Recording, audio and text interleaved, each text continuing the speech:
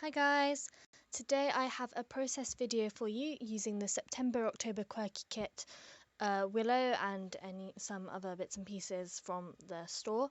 And this is for the Create Your Own Background YouTube Hop, which I am participating in. So if you've come to me on the hop, welcome. If you haven't, please check that out. I'm sure there are a lot of other great videos that I'll be checking out too. So my idea today was using the Jen Hadfield chipboard leaves we got in the kit to make a kind of texture in my background, and then doing some quite messy mixed media over the top. I don't have a huge amount of experience with mixed media, but I do really like to use my acrylic paints and sometimes my watercolors and things. So this is something anyone can do really. So I started by arranging my leaves and sticking them down with double-sided tape and Pritt stick, and then I'm going to gesso over the top of them with just a nice big paintbrush. And if you've used gesso, you might have noticed the white of gesso is slightly more cream than pure white, so I made sure I really blended it into the paper. And it doesn't really matter if you don't completely cover up the grey because it's all quite messy anyway, and also when the pink goes on top you'll hardly notice the grey in comparison because the pink's really going to pop.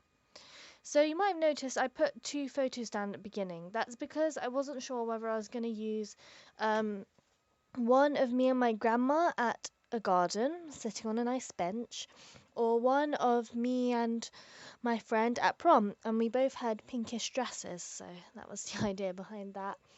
And I thought I was going to use the one with my grandma, but right near the end I tried the one of us at prom and it just worked better. I think the craziness of the paint worked with our kind of crazy faces because we were having a lot of fun. Um, but the leaves I thought suited the garden theme more. That's why I thought I was going to do the garden. Anyway, so I finished gessoing and it wasn't completely dry when I started to drip paint. It's probably better if it is dry, but I was a bit impatient. And I just squirted out some darkish bright pink, some white, and a peach coloured pink, and I just kind of randomly mixed them because you're not going to get a nasty colour from that. To make my drips, and so I tried to layer the drips on top of each other. I also did some splashes and things. Sometimes I would start the drip halfway down the page so you get a thicker bit in the middle. Sometimes I'd literally like smear on some paint and blend it a bit. I dabbed paint with a bit of paper to make some bits lighter, some bits darker. You know, the idea of this is just using the water, the paint, just changing the opacity, changing the tones and the shades just to give it interest. That's how you make it look good, in my opinion, anyway. And the reason I put the leaves down was because you can see the paint is kind of going round the edges of the leaves in places. I like that. I thought that was quite fun that the leaves kind of stood out, but then sometimes the drips go over the leaves, and it just added another layer to the whole thing, rather than just flat drips. And then I also combined in some gold because I thought just pink was a bit boring. I needed some sparkle because I am a glitter crazy scrapbooker.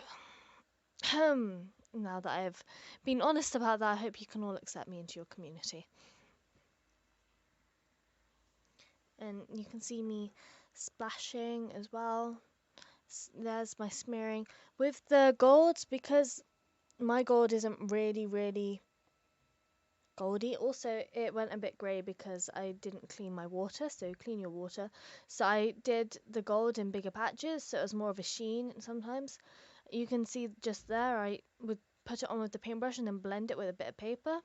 That's not how you paint, but it's good enough for scrapbooking. I actually ripped out my paper a bit in places, but it all adds texture. And then I thought maybe I'll do it the other way around, but then of course all the drips were going upwards, so I just added a few going the other way too. And that's what I'm doing here. I just realized, you know what, I don't like it all going upwards. But in the end, I put it back the normal way because I used my other photos, so it was a bit pointless. But it's okay, I added on more paint, it was fun. Yeah, see. And that's me damaging my paper. And I think if you're doing your own background, it's really your opportunity to try and tailor it to your photo. This isn't really a good example of this, but if you pick your photo beforehand, you can really tailor it to your photo and the colors in the photo. Um, and it's obviously something unique. So I personally don't tend to go for like perfection when I'm creating my own backgrounds. I mean, if you're doing something on a silhouette or something, it makes sense, but with mixed media, because the whole point of creating it is that it's unique, and I think you should just kind of embrace that. Wow, it's so cheesy. So I liked how the navy looked with the pink, so I bring in quite a few navy elements. And I'm just looking through the Pinkfresh Studio Indigo Hills embellishment die cut thing to try and find some bits and pieces I thought would look nice. And I don't tend to pay too much attention to words, but I don't like it when the words completely just don't match my photo. So I think about using some of these words, but they just don't work. And then I have the idea to use a couple of bits of trim. So there's one that's kind of a rose gold or copper, and one is, I think, is it called organza? And it's translucent white, and then it's got a foliage pattern. And I lay them up to make a ribbon because the white on its own was too light, but I didn't really like the copper on its own. I thought it was too dark, but combined, it was just right, like Goldilocks. What am I saying? So now, what was I doing? Well, wait. Oh, yeah, I add a couple of layers behind my photo just because layers are fun. I like layers, and I use this Swiss dot cardstock by Basil. I think it's called Butter or something, and also another paper by Pinkfresh Studio Indigo Hills because to bring in the navy from the title, Crazy Fun.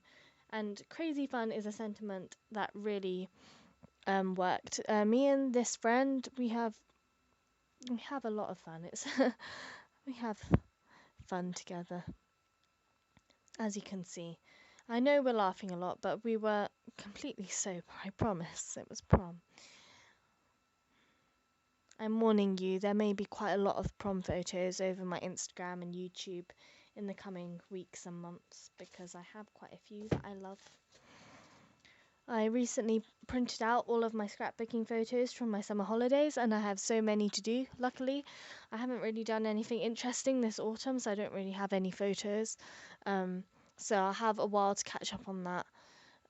I don't tend to take as many photos in the winter. I know some people do December daily and things, but I'm not so much into that. Uh, I think when you're at school, I know you can say, oh no, something different about every day. You have to treasure your everyday life.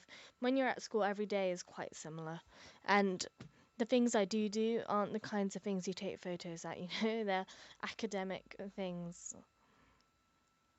which I'm not sad about. Like I like academics, but it's just not great scrapbooking material for me. So there's my layering. I don't know if I've shown you yet. Yeah, I use the glue gun to stick down the ribbon because it's quite thick. And I just pop that in the center of the knot and also on the two loops to make sure it stays in place. I use a chipboard heart to just add another little bit behind the awesome friend embellishment I have there. And now I'm really just fiddling and adding final finishing touches because this is practically my finished layout. Yeah, I decided I want one more layer on the right there, so I bring in this embellishment card.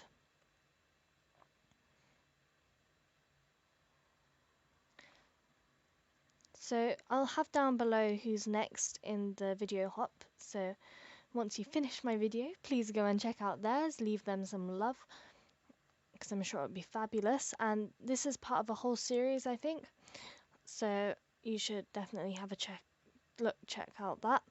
I'll also link crafty templates down below and my Instagram.